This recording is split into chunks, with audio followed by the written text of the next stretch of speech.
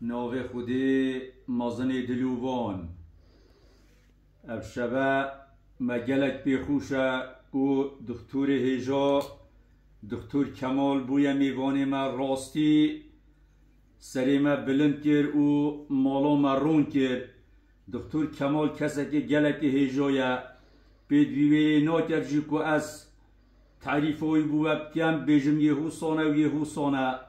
ایکش پیشمرگهت گلانه و قهرمانت گلانه و دکتور شورش و گلک زحمت دوی شورش دو دیتیا و قوناغ شب و روز و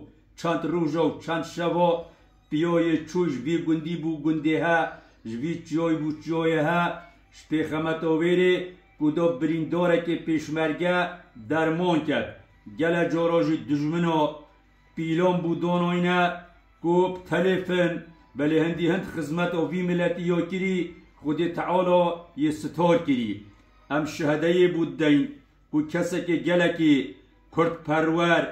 و دیندار و قهرمان و شورشگیر و ولاد پرور کمپا مردین شاهده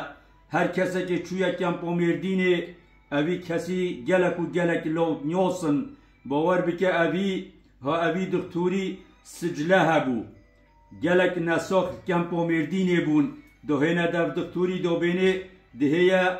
چادرامه من نساخه که های دکتور دانویت و نویسید گربو سرا و جا سماعه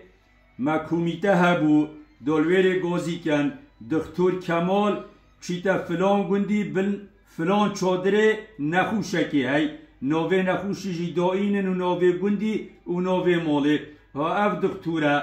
التاقه که نوه کم پیدا گرید و دو چاره سریا نخوشا کرد و حتی سپیده نت نوست حتی سجلا خویا نساخا خلاص کرد معلومه پا وقتی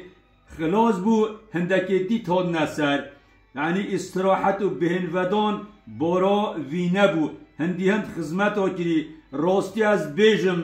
ویگوی لازمه اف کسا اف دکتور هیجا جهد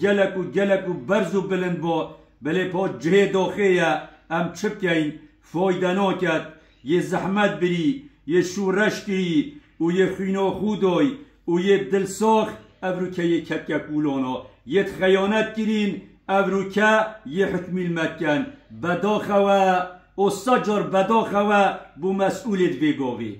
والحمد لله رب العالمين.